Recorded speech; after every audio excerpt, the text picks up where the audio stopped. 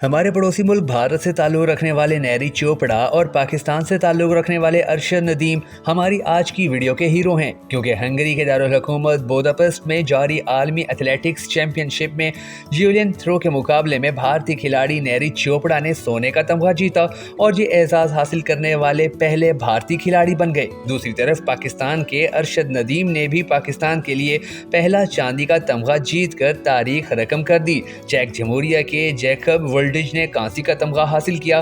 Tokyo 2020 Olympics में तलाई तमगा और गुज़िश्ता साल यूजेन में आलमी चैंपियनशिप में चांदी का तमगा हासिल करने वाले नेरी चोपड़ा ने मर्दों के ज्यूलियन थ्रो के फाइनल मुकाबले में 88.17 मीटर थ्रो के साथ ये कारनामा अंजाम दिया, जबकि अरशद नदीम ने 87.82 मीटर थ्रो करके सबको हैरान कर दिया। उन्होंने 2024 के पेरिस ओलंपिक्स में भी अपनी जगह बना ली है। सन 2022 के कॉमनवेल्थ गेम्स के फातिह अरशद नदीम का कमाल ये है कि कोहनी की सर्जरी और घुटने में चोट के बावजूद उन्होंने ये कारनामा सर अंजाम दिया।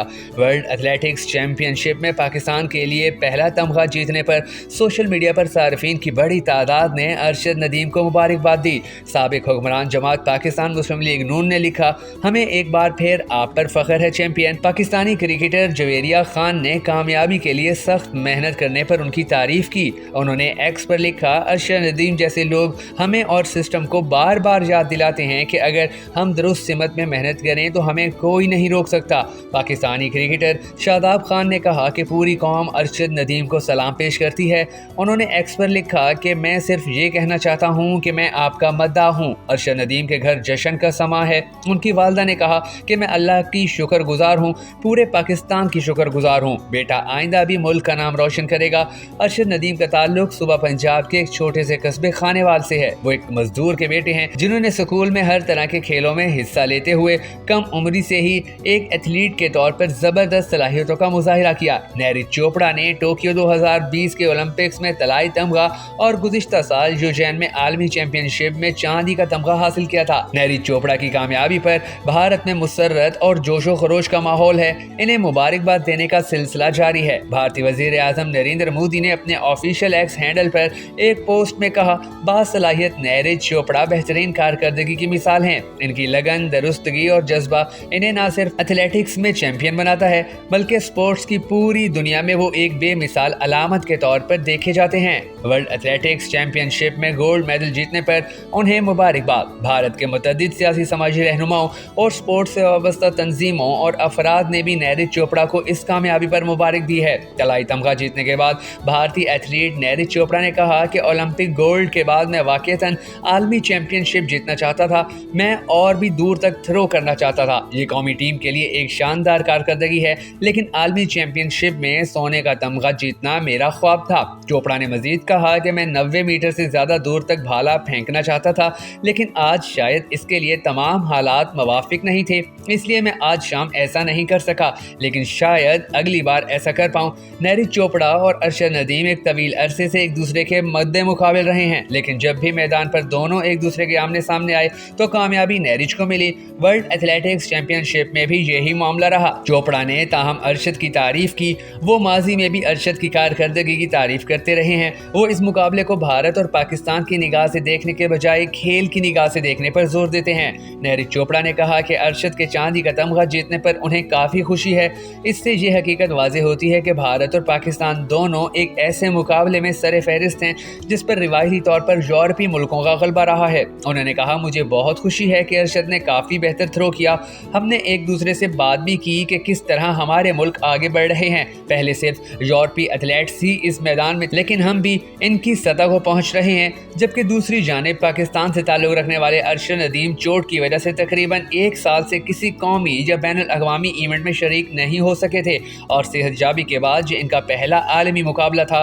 अरशद शरीफ इवेंट से कबल पाकिस्तान के लिए सन 2018 में एशियन गेम्स में कांसी, जबकि 2022 में होने वाली कॉमनवेल्थ गेम्स में सोने का तमगा जीत चुके हैं। अरशद नदीम का ताल्लुक मियां चन्नू के नवाही गांव चक नंबर 15101L से है। उनके वालिद राज मिस्त्री हैं, लेकिन उन्होंने अपने बेटे की हर कदम पर हौसला अफजाई की है। अरशद नदीम के कैरियर में दो कोचेज रशीद अहमद साकी और फयाज हुसैन बुखारी का अहम किरदार रहा है।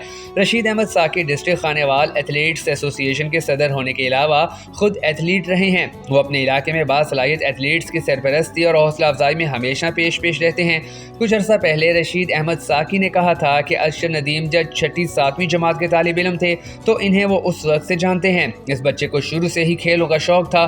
اس زمانے میں ان کی توجہ کرکٹ پر زیادہ ہوا کرتی تھی اور وہ کرکٹر بننے کے لیے بہت سنجیدہ بھی تھے، لیکن ساتھ ہی وہ ایتھلیٹکس میں بھی دلچسپی لیا کرتے۔ وہ اپنے اسکول کے بہترین ایتھلیٹ تھے۔ رشید احمد ساکی کہتے ہیں کہ میرے ارشد ندیم کی فیملی سے بھی اچھے مراسم ہیں۔ مجھے یاد ہے کہ ایک دن ان کے والد میرے پاس آئے اور کہا کہ ارشد ندیم اب آپ کے حوالے ہے، یہ آپ کا بیٹا ہے۔ میں نے ان کی ٹریننگ کی ذمہ داری سنبھالی اور پنجاب کے مختلف ایتھلیٹکس مقابلوں میں حصہ لینے کے لیے بھیجتا رہا۔ ارشد نے پنجاب یوتھ فیسٹیول اور دیگر صوبائی مقابلوں میں کامیابیاں حاصل کی۔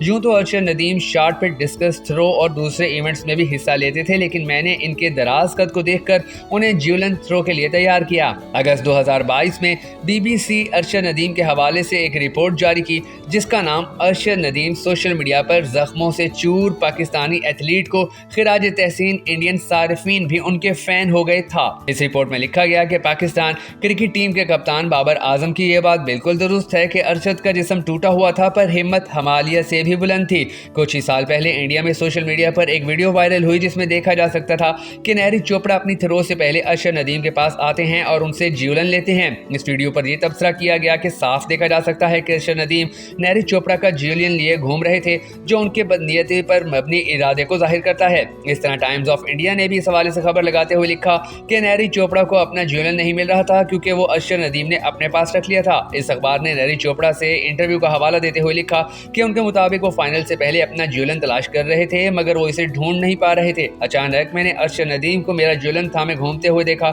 میں نے ان سے کہا بھائی یہ جیولن مجھے دے دیں، یہ میرا جیولن ہے، میں نے اس سے تھرو کرنی ہے۔ پھر انہوں نے وہ مجھے واپس کر دیا۔